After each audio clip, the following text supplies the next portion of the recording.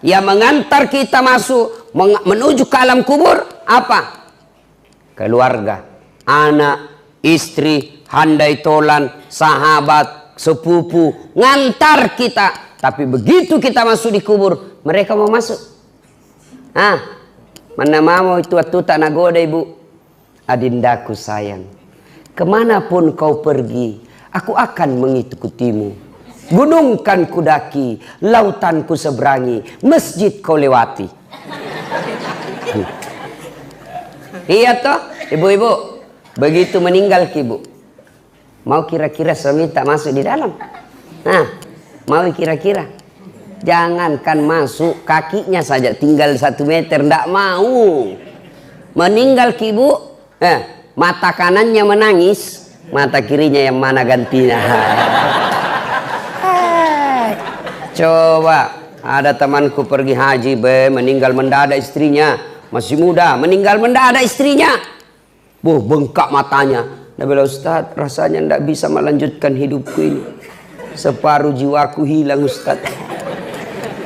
Saya bilang hebat juga ini bapak ini. Barusannya aku dapat laki-laki sampai bengkak betisnya, bengkak matanya. Ternyata beberapa bulan berlalu, saya lihat dia jalan sama perempuan jogging, muda, putih, cantik. Saya tanya, Haji, siapa itu? Nabila, yang baru, Ustaz. Ayo.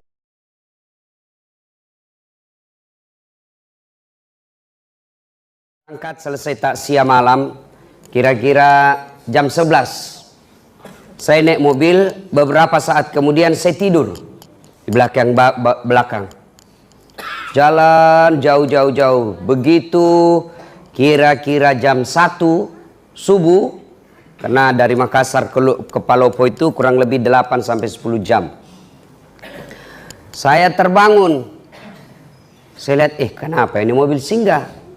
Oh, ternyata saya lihat, sopirnya turun kencing. Dia turun dari sebelah kanan. Saya juga tiba-tiba mau kencing. Saya turun sebelah kiri. Ini mobil tinggi. Ya, jauh sopirnya kencing sebelah kanan, saya turun sebelah kiri. Begitu saya lagi kencing, saya pikir sekalinya ini sopir dia tidak tahu saya turun. Karena memang dia tidak lihat saya turun. Dan pada saat dia turun, saya lagi tidur. Sementara saya lagi kencing, belum habis, tiba-tiba lari itu mobil. La haula wala quwata illa billah. Nah, kena ke awala. Lari saya lah, woi Musalaika, kau tinggalkan saya. Tapi apa hendak dikata, mobil sudah rapat. Pada saat itu juga gerimis, tidak didengar. Lah tinggallah saya mulai jam 1 dini hari. Nanti dia sadar ini sopir. Ketika tiba waktu subuh, dia balik. Ustaz, subuh mi. Dia lihat, tidak ada Ustaz. Dia baru sadar saya ditinggal. Dia balik mobilnya, laju kencang. Masya Allah, dia baru tiba jam 6.15 pagi. Mulai saya jam 1 subuh. Semua mobil yang saya kasih singgah, tidak ada yang mau singgah. Yang mau ke Makassar tidak mau singgah, yang mau ke Palopo tidak ada yang mau singgah. Kenapa? Karena waktu itu tengah malam di hutan. Ini tengah hutan, Pak. Saya pakai putih-putih. Saya berpikir dia kira ini saya pocong. Tidak ada satupun yang singgah mengambilku. Ya, jam 6:15 baru dia singgah di tempat saya. Saya mau tinggalkan tempat itu. Saya bilang nanti dia pulang tidak dapat, Kak. Nak kena tonga bala. Salat subuh lah saya, basah Pak, semua basah. Begitu saya sampai, dia tiba, saya mau bilang, saya mau siksa ini orang, saya mau bawa ini mobil dia, saya kasih tunggu singgah di sini. Saya bilang juga, ndak enak juga, ndak manusiawi, balas dendam. Saya sampai ke rumah jabatan Palopo, wali kota Palopo. Tiba-tiba Pak Yudas wali kotanya, dia bilang, Ustaz, Bagaimana ceritanya bisa kita lupa kopor tak? Dalam hatiku mak beli si sopir ini. Bohong lagi nih sopir. Ternyata saya bilang bukan kopor saya lupa. Dia yang lupa saya. Ternyata dia lapor ke wali kota. Kenapa terlambat sampai? Karena dia bilang kita balik lagi ke masjid, lupa kopornya Pak Ustadz. Nah selesai saya ceramah, baru dia pulang lagi. Pak Wali datang lagi dengan sopir yang sama. Saya bilang, Pak Wali mohon maaf, saya sudah maafkan itu sopirnya, tapi tolong jangan lagi dia yang ngantar Kak. Tapi apa hikmahnya? Setelah itu honorku dia tambah 2 kali lipat. Dia bilang, ini Ustadz uang duka cita. Nah ibu bapak saudara-saudara sekalian, saya ambil iktibar, saya ambil hikmah pelajaran dari kisah ini, di dunia. Apa pelajaran ini? Saya bilang beginilah kisahnya kita kalau kita dikubur. Masuklah kita dikubur. Berharap ada mobil yang singgah mengambil saya. Berharap ada keluarga yang doakan kita. Ternyata tidak ada lagi yang doakan kita. Kita menunggu keluarga mendoakan kita. Kita menunggu anak mendoakan kita setelah dikubur. Tapi apa hendak dikata, tidak ada satupun yang mengingat kita. Basah kuyuplah saya, menderitalah saya. Ternyata mengharap kiriman-kiriman doa, ternyata tidak ada yang mendoakan saya. Beginilah kita Pak, merantau, kita datang ke Kupang. Bapak bekerja di sini. Kalau tidak senang, 2 tahun makin menderita. 3 tahun makin susah, 5 tahun tidak ada tanda-tanda bahagia. Lebih saya pulang ke Sulawesi. Begitu kan? Masih bisa ki pulang. Kerja ki di sini tidak enak, bos tidak bagus, kata-katanya kasar, istrinya enak-enak bicaranya, berhenti kerja, saya balik ke Sulawesi. Iya toh? Tapi kalau bapak masih dikubur, senang tidak senang, tinggal mako di situ. Tidak bisa kau lagi balik naik ke atas. Pun kalau kau balik ke atas maka tidak ada orang mau dekati kau. Wih pocong lari. Nah ibu bapak saudara-saudara sekalian, ini hikmah yang paling penting. Ini bapak-bapak yang sudah tua, yang di depanku sudah muka sakaratil maut. Melok kilo kega bos, pasti mati kok. Berapa kali maki antar jenazah? Toh? 3 yang ngantar kita itu. Bapak coba lihat kalau ada orang meninggal, tentu tuh mantar laki. 3 yang ngantar kita. 1 harta. Ini harta keluar mobil, keluar motor, keluar karpet, keluar tikar, keluar semuanya. Begitu kita masuk di kubur, apa yang temani kita? Harta kita yang paling banyak, yang paling kita temani kita apa? Kain kafan. Tidak mentang-mentang dia kaya, pakai kain sutra. Tidak mentang-mentang dia kaya, kasih tebal-tebal dia, kasih macam-macam kainnya. Tidak. Kainnya kain kafan, mulai dari yang paling kaya sampai paling miskin, sama kainnya, kain kafan. Apa minyak-minyaknya? Kapur barus. Iya toh? Tidak mentang-mentang dia kaya, pakai Bulgari, pakai Angelman. Tidak, pakai apa? Kapur barus. Lalu apa yang kita mau sombongkan di dunia ini? Meninggal kain kita bawa. Tidak ada orang mentang-mentang dia kaya, Nabi bilang anaknya, kasih masuk tawa bapak PCD supaya tidak bete di kuburnya. Tidak bos. 2, yang mengantar kita masuk menuju ke alam kubur apa? Keluarga, anak, istri, handai tolan, sahabat, sepupu, ngantar kita. Tapi begitu kita masuk di kubur, mereka mau masuk.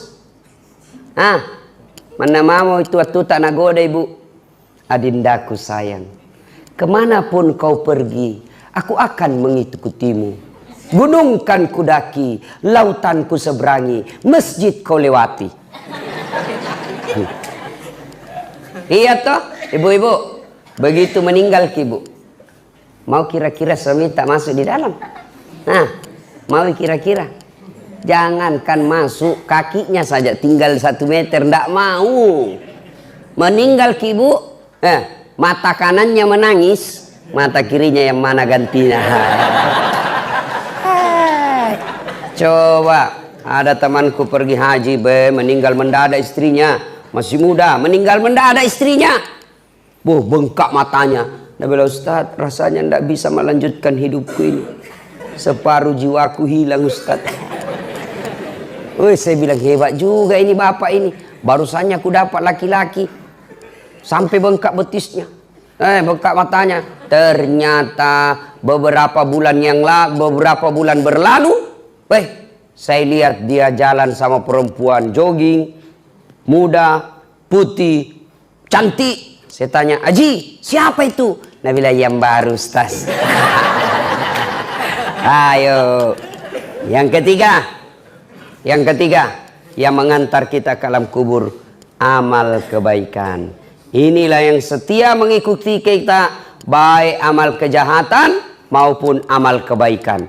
Kalau selama kita hidup, selalu banyak amal-amalnya, amal-amal ini yang menemani kita. Kalau kita tidak bagus amalnya, amal-amal ini yang menyiksa kita. Nah, ibu bapak, saudara-saudara sekalian, begitu bapak masuk ke kubur, seluruh pengantar sudah kembali. Bahkan Nabi jelaskan, langkah kaki orang terakhir yang mengantar jenazah masih didengar, datang malaikat. Maka yang pertama ditanya bukan puasa, yang pertama ditanya bukan haji, yang pertama ditanya bukan zakat, yang pertama ditanya sholat. Kembali, maka datanglah malaikat. Tanya, Marrabuka, siapa Tuhanmu? Langsung dia bilang ini orang, tunggu dulu, orang baru datang. Ini karena waktu hidup di dunia suka berdebat. Ini dia ini, biar malaikat mau juga nak debat. Ya. Siapa Tuhanmu? Marrabuka, ketuhanan yang Maha Esa. Langsung ditampelin. Ini bangsa Indonesia ini yang selalu bilang saya Pancasila, tapi tidak beres sembayangnya. Di blender. Nah, dia bilang, ya Allah, naik malaikat. Ada hambamu mati, saya tanya Marrabuka. Dia jawab ketuhanan yang Maha Esa. Itu bangsa Indonesia yang tidak beres sembayangnya. Ini kalau baik solatnya, datang malaikat. Orang bagus solatnya, 5 waktunya terpelihara, ada solatnya di masjid, datang ditanya, Marrabuka, siapa Tuhanmu? Solat berkata, mundur kau. Waktu kau hidup kau rajin pelihara solatmu, sekarang saya yang pelihara kamu. Kata solat, mundur kau, saya yang pelihara. Marrabuka, siapa Tuhanmu? Solat kita menjawab, Allahu Akbar. Bila malaikat, tahu jagonya. Barusan ku dapat. Man nabiyuka, siapa nabimu? Dia jawab lagi, asyhadu alla ilaha illallah wa asyhadu anna muhammadar rasulullah. Malaikat mungkar tambah, tahu jagonya anak kakak SS ini. Akhirnya malaikat naik melapor kepada Allah, ya Allah, ada hambamu mati, saya tanya Marrabuka. Dia jawab, Allahu Akbar. Allah berfirman, itu orang baik solatnya. Tidurkan dia seperti nikmatnya tidur pengantin baru untuk menunggu hari kiamat. Kalau baik solat. Nah, ada orang juga cerita, Pak, penjual gogos. Tahu juga gogos toh? Pulang takziah, dia cerita tentang kematian, takut dia. Dia bilang sama istrinya, Bu, besok-besok kalau saya meninggal, jangan kau bungkus kain kafan. Nah, banyak pertanyaan bede. Jadi bagaimana, Pak? Bungkus kak daun pisang. Supaya dikira kak gogos. Nggak ditanya-tanya, Mak. Oke, meninggal, dibungkus betul kain pisang. Begitu ditanam kembali sama pengantar, data malaikat. Kenapa ada gogos ini?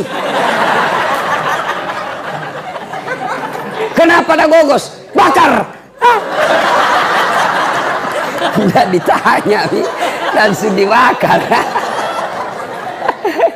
Ibu bapak saudara-saudara sekalian. Nah, berikutnya, kalau masuk kita sudah dikubur, sepertilah saya tadi menunggu orang yang singgah mengambil saya, ternyata tidak ada. Nah, ketika kita masuk di dalam kubur, kata Nabi, 3 saja. Apabila anak cucu Adam sudah masuk ke alam kubur, tidak ada yang bisa menolongnya kecuali 3. 1, apa itu? Anak yang soleh dan soleha. Ibu bapak meninggal, siapa doakan kita? Anak. Biar ada anak setuju, biar anak-anak 9. Tapi kalau tidak bagus agamanya, tidak doakan kita. Paling dia ke kubur sekali setahun. Kapan lebaran? Itu pun datang di selfie. Pegang batu nisannya, nasiram, baru bilang sama kakaknya, foto dulu samping. Baru update status, goodbye my father. Nah itu mi anak tak kalau terlalu pintar tidak ada agamanya.